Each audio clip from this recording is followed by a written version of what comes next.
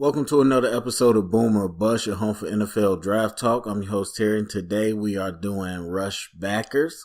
So, just to clarify again, as I said, I like to separate our actual rush backers. They're not linebackers.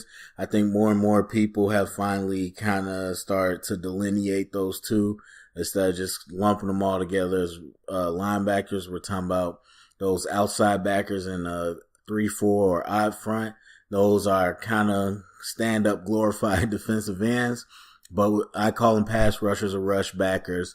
I don't count them with the actual linebackers because their jobs are very different. So, and usually we don't have too many that are true rush backers on the college level because they like to do a lot. And as I said in my previous episode, this has become more of a trend this year with a lot of different fronts and movements. So we definitely only got a handful to talk about today because there's so many that aren't true rush backers.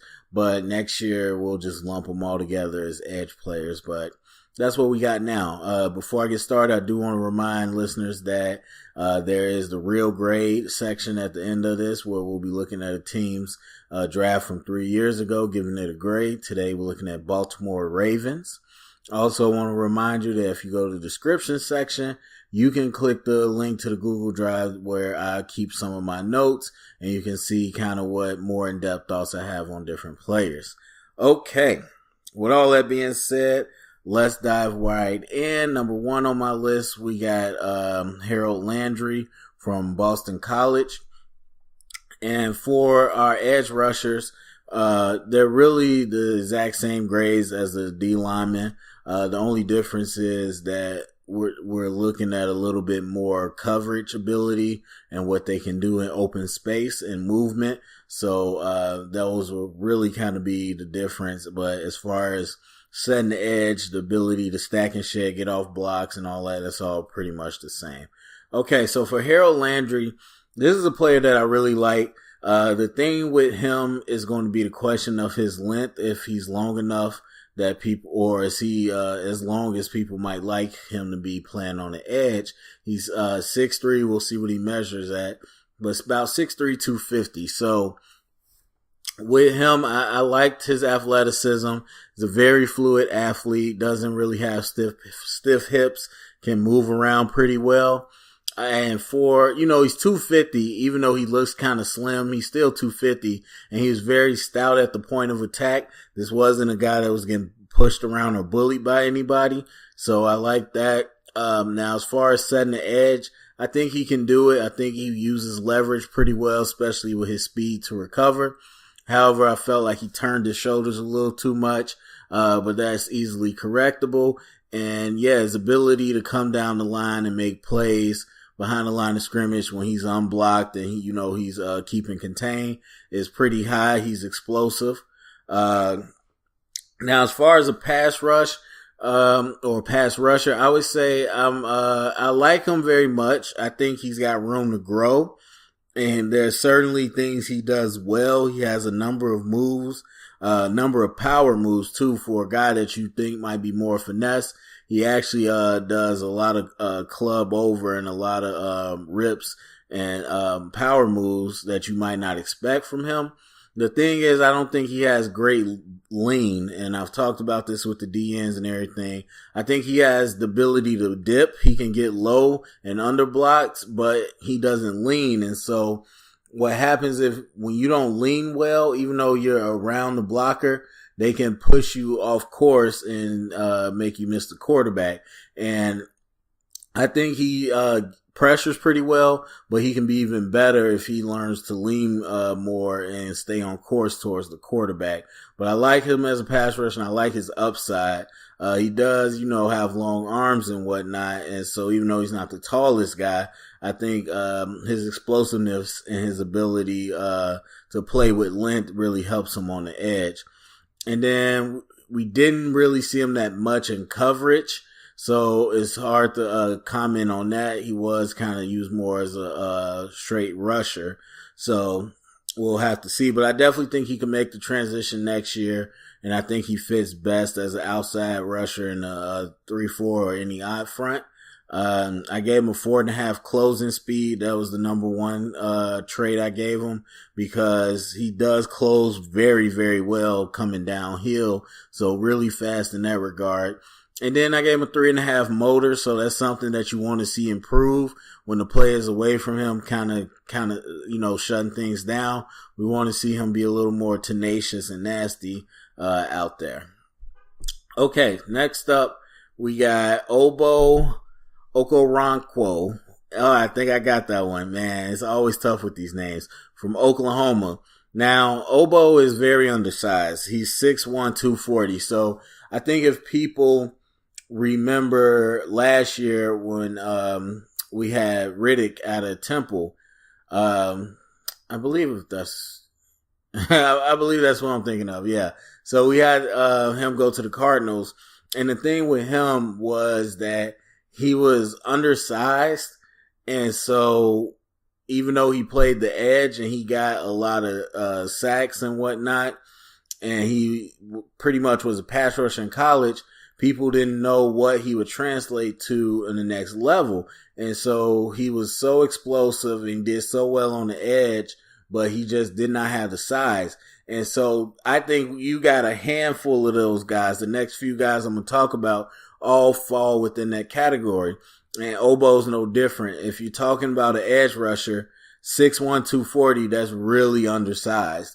And so these are guys that are probably going to project better to stack linebackers and just do a lot of blitzing. And that's kind of what we thought about last year when Reddick was drafted to the Cardinals.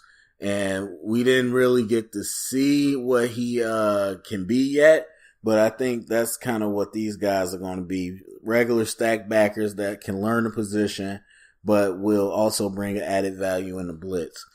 Okay, so yes, with Obo, true outside linebacker, can move around, but he's pretty stiff. And he did play a lot of coverage. So that's one thing that he definitely has, going for him ahead of other people. I really liked his range, even with his stiff hips. I felt like that he could get out to different zones, and I liked the way he played man on running backs. It was a little better than I expected for a guy that's not an ultra athlete.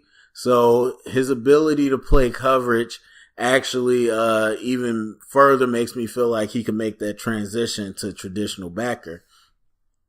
Now, as far as playing on the edge, I didn't like the way he took on the edge. I felt like he turned his shoulders a little too much. He definitely was stout. He didn't get pushed out. But you can't turn your shoulders when you're setting the edge because then it's almost impossible to recover when somebody's trying to bounce it outside. So that's one thing that kind of worries me, and he might need to clean up.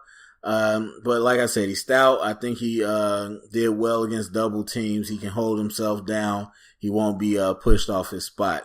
As far as stacking and shedding, I thought he was okay getting off of blocks. I think he was more of a engage and wait to the last minute to make a play type. But as a linebacker, you really want those guys to get off blocks quicker. Stack those guys, bench them out, and then get rid of the block and make a play. You don't want to kind of get into a chest bumping situation. Of course, he has good pad level. That's a natural height advantage that he'll have. But as a pass rusher, I felt like his hips really hurt him because he doesn't have the length to really keep blockers off of him. And so they're going to be able to get close to him, but he doesn't have that lean either where he can get underneath the blocks and kind of ride around that arc. I like his ability to fight towards the quarterback, but just his physical limitations, I think, would make it hard against an NFL tackle. And so even though he can be explosive, even though he can get under blocks, I would like to see him have more more lean and athleticism in riding that arc.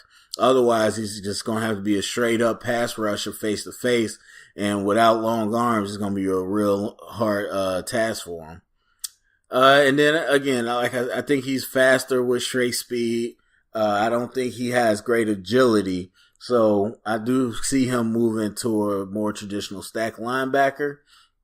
As far as his gradable traits, I gave him a level 4 get off. I think, like I said, he can be explosive. 4 motor, hot and cold. He has a good motor sometimes. And I think he has pretty good hand technique too. You just got to help him put it together.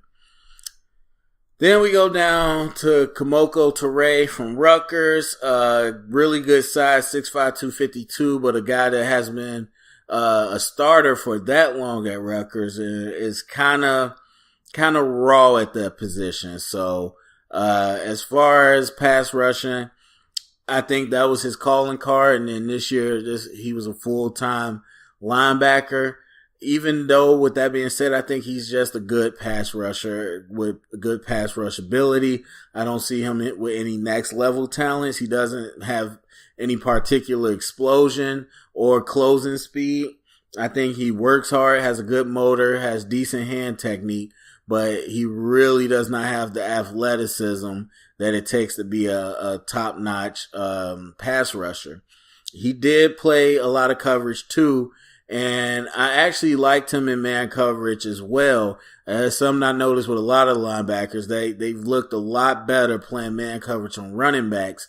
And so I liked his range. I like his ability to play in coverage. And that's tough because as a pass rusher, we want you to be a better pass rusher, better than covering. But you never know. Maybe he's a guy that you could lean on to do a lot more coverage responsibility as he learns to pick up his ability to rush the passer. Now, being physical against blocks, stacking and shedding, I thought he was just okay, and he's not stout at the point. That's the biggest thing. As big as he is, he doesn't play that big on the field, and he's been moved off the line a lot. He doesn't have a great anchor, and so that hurts you in the run. Even though he's 6'5", I think he plays with a great pad level and all those good things.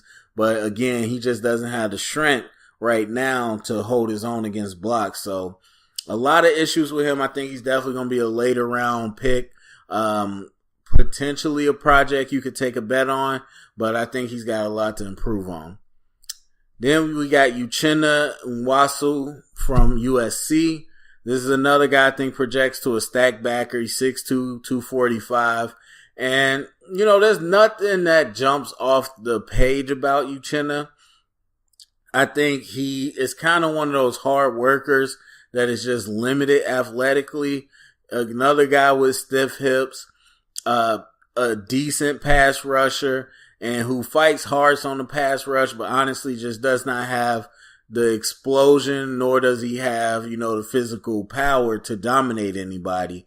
So he's a try-hard guy on the edge, and I just think he'll probably be better moving to a stack position where he can play in space and come downhill on people, where he's faster coming downhill rather than trying to play side to side and play against his strengths, which is his downhill speed instead of his agility. But he is a tough character. He's stout. He's not shy against blocks. So I think he might make a decent mic backer at the next level.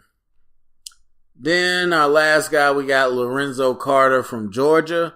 Nice size, 6'6", 242. Georgia with a lot of good players. And I really like Lorenzo. I think he's very fluid. I think they used him and coverage a lot more than their other linebackers. And I really liked his ability and his range in coverage. I thought for a 6'6" guy, he showed incredible ability to move around from zone to zone. And even though he's not, super aware or anything, I think you could coach him up to do exactly what you need him to do.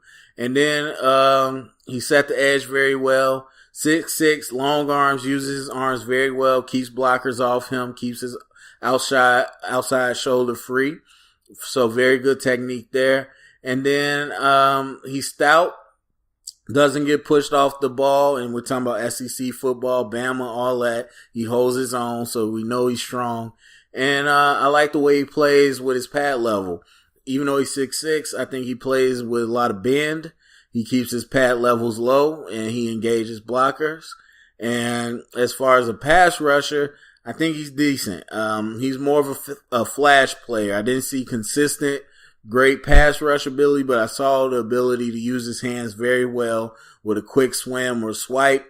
But we just got to see it more and on a consistent basis. I think his lean is average, but he can dip. He can get under blocks. He can run that arc. But again, like all pass rushers, you want to get that ability to lean around the corner. That's got to be big for you. But I gave him a level 4 get off, level 4.5 motor, and a level 4 hand technique. I just really like the complete package. I think he has a lot of upside, and I do think he was coached pretty decently at Georgia. So I'm excited to see what Lorenzo does. I wouldn't be shocked if he's a high second rounder or might even sneak into the first round, just because there's not a ton of pass rushers, especially not any true pass rushers. And so that's really going to be the question going into this draft. But all right, so that is the group. That's the group of the guys. I can't, I'm trying to remember last year. I think this is definitely a smaller group than last year. That's, without question.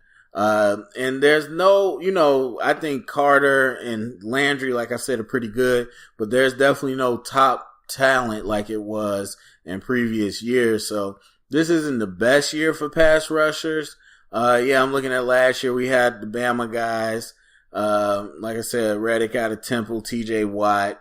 And I think there was a lot more guys that were fit to be 3-4 outside backers last year and could probably contribute. And there was better talent at the top. So yeah, this is not the year for getting those outside backer pass rushers. But I think Harold Landry will be good, and I think Lorenzo Carter will be a nice steal.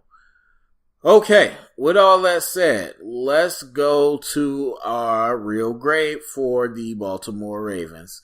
All right, 2015 Baltimore Ravens. Number 1, we got Brashard Perriman, a guy that was very, I would say, divisive with the scouts.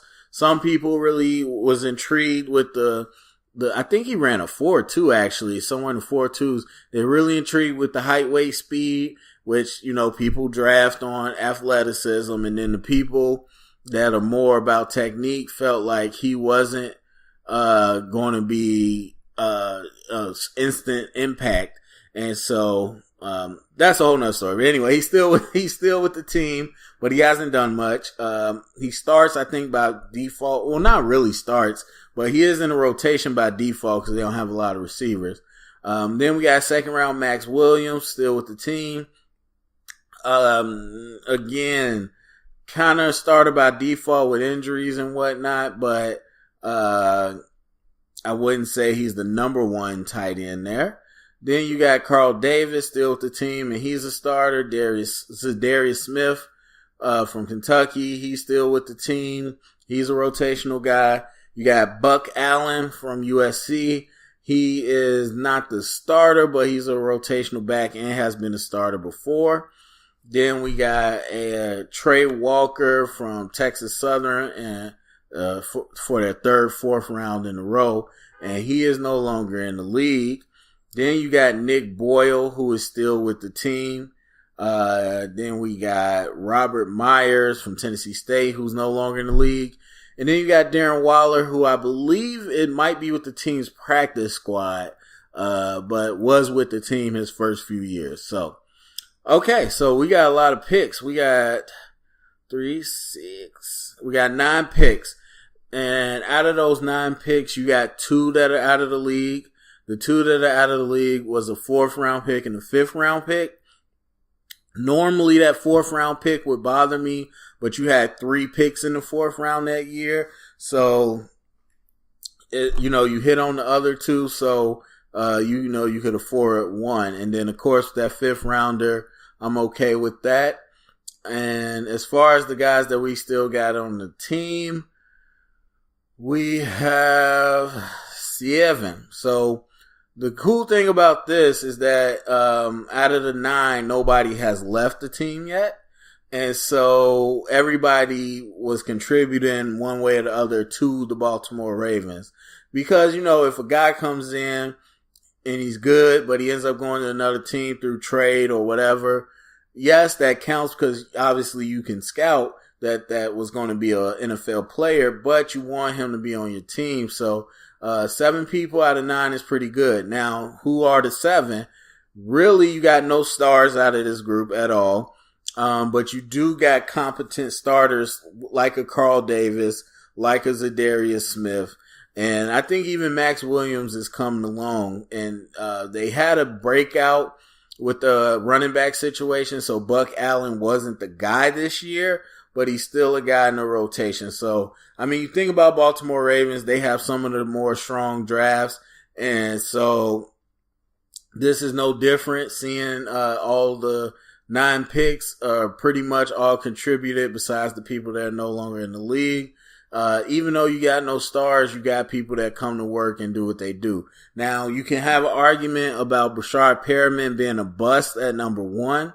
He isn't cut. He still plays, but he's definitely not where everybody thought he was. But you look, he was drafted number 26. Now, first round is a first rounder, but it's not like they spent the top 10 pick on him. So it doesn't hurt as much, especially when you got a big draft where a lot of things went well for you. So it's definitely a tough grade. There's a lot of factors to put in there, of course. But overall, I think you got a lot of solid players that all contribute to the team. Even though Brashard Perriman isn't what you want, I still would, I give this draft a B. I would give it a B. Okay, so that is it for the real grade, and that is it for this episode. I do want to remind you that if you go to boomerbuzzmail@gmail, you can send in any comments or questions, different things you might want me to address on the show. I can always read those and take that into consideration. But most importantly, you need you to go to the comment section. Let me know what you think about these pass rushers. This isn't a great year, but are there some players that you might be interested in? Thumbs up, subscribe, share it around, and thank you for listening.